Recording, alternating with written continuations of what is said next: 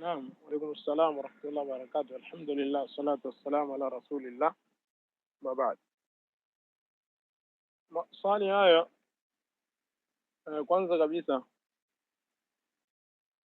je, mwanamume wa Kiislamu anaruhusiwa kumuoa mwanamke ambaye si Muislamu? Kwa ufupi ni kwamba mwanamume wa Kiislamu anaruhusiwa kumuoa mwanamke ambaye si Muislamu katika ahlul kitab, Wayahudi na Manasara, kama Allah subhanahu wa ta'ala alivyosema kwenye Qur'ani kuruhusu jambo hilo, akasema والمحصنات من الذين أوتوا الكتاب والمحصنات من المؤمنات والمحصنات من الذين أوتوا الكتاب من قبلكم. Alipokuwa akitaja watu ambao wanaruhusiwa kuolewa, akasema na wale wanawake waumini wenye kujihifadhi katika waumini na wale wenye kujihifadhi katika ahlul kitab, Mayahudi na Manasara. Sasa hawa wanaruhusiwa kuolewa, lakini kwa sharti ambazo baadhi ya wanawachuoni wamezitaja. Ni dini ya mwanamke isije kaathiri dini ya mwanamume, yani ule uyahudi wake na ukristo wake sio kaathiri uislamu wa mwanamume. Mwanamume abaki katika misingi yake, na kwa masharti kadhalika mwanamke ayazingatie ni yule ambaye mwanamke anajihifadhi, si mzinifu, anajihifadhi mwili wake kwa stara ya kisheria, kadhalika si mzinifu. Kwa ufupi, naam. Kadhalika mwanamke naye anaruhusiwa kuolewa na mwanamume ambaye si Muislam? Jawabu, haifai kabisa mwanamke wa Kiislamu kuolewa na mwanamume ambaye si Muislam. Kwanza katika hapa mwanamume kumuoa mwanamke ambaye si Muislam, Allah alivyosema walmuhsanatu minal mu'minat walmuhsanatu minal ladhina utul kitab min qablikum, wanawachuoni wana maneno yao, wanasema wala khilafa baina ahli ilmi, wala hakuna tofauti baina ya wanawachuoni fi ibahati nikahil harairi min ahli alkitab au ahli alkitab, nikahi harairi ahli alkitab, wala hakuna tofauti kwa wanawachuoni, yani hawajatofautiana ya kwamba ni jambo ambalo lafaa mwanamume kumuoa wale wanawake ambao ni waungwana katika ahlul kitab, yani wanawake ambao ni huru. Naam.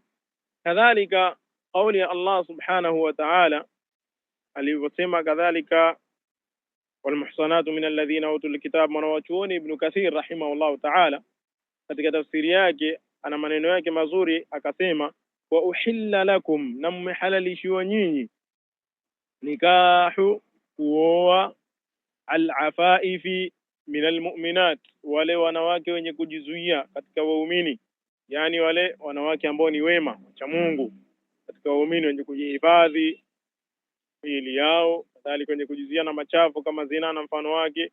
Kadhalika akasema wal afaifi, na wale wanawake wenye kujizuia wenye kujihifadhi min ahli alkitabi, katika ahlul kitab, min alyahudi, katika mayahud, wan nasara, na manasara.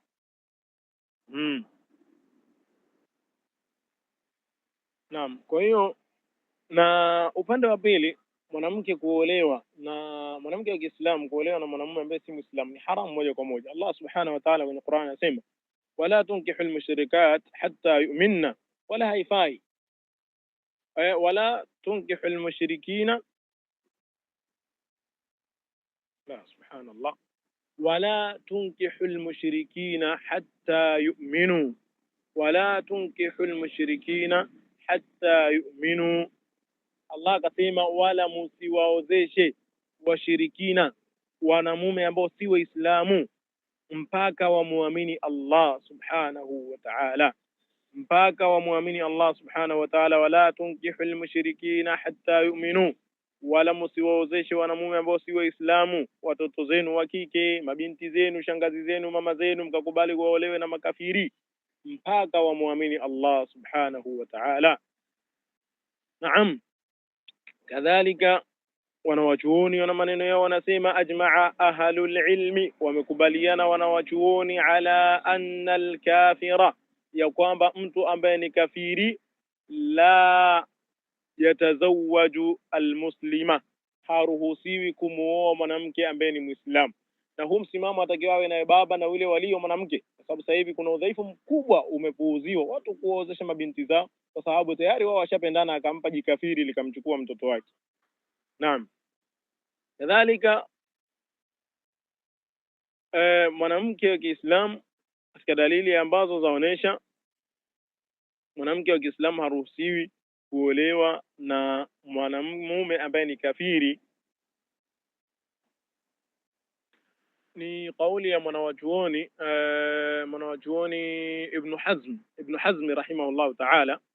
Ana maneno yake na anasema, wattafaqu, wamekubaliana ahlul ilmi, wanawachuoni na waislamu wote, anna almuslimata, hakika mwanamke wa Kiislamu, la yahillu, fi halali, ni haramu maana yake, an yatazawajaha, kuolewa mwanamke huyo wa Kiislamu, kafiru, na kafiri, na mwanamume ambaye ni jikafiri, mpaka liamini ili jikafiri, sababu limekataa kumwamini Allah subhanahu wa ta'ala. Vipi umpe binti yako, umpe mwanao? Haifai. Kwa hiyo alakhi, kwa kifupi ni kwamba haifai mwanamke wa Kiislamu kuolewa na mwanamume ambaye ni kafiri, na upande wa pili yafaa Muislamu kumuoa mwanamke ambaye ni ahlul kitabi katika Wayahudi na Manasara, lakini kwa masharti ambayo yamewekwa.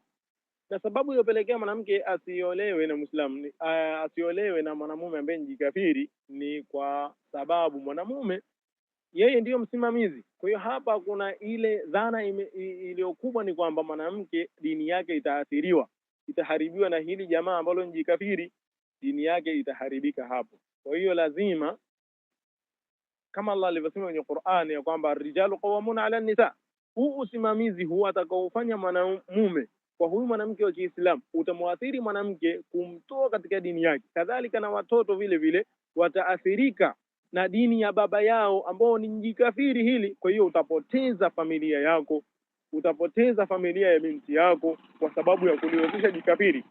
Kiufupi ni kwamba ni haramu jambo hili moja kwa moja. Aya zipo hivyo, kadhalika na maneno ya wanawachuoni na ni mengi, na kuna ikhwa humu hata unaweza kulifafanua kwa uzuri zaidi, sababu sisi wengine ni wadhaifu, ndio udhaifu wetu huo kwa elimu zetu chache. Lakini wapo mashekhe humu ndani, sema tu anapenda kukaa kimya, wanapenda kujirudisha nyuma. Allah tuongoze sisi na zetu wote Waislamu, kadhalika atupe ilmu nafi' wa al-amal salih. فالله سبحانه وتعالى أن يرزقنا العلم النافع والعمل الصالح، إنه جواد كريم. نعم، kwa kifupi akhi ni hivyo. والله تعالى أعلى وأعلم.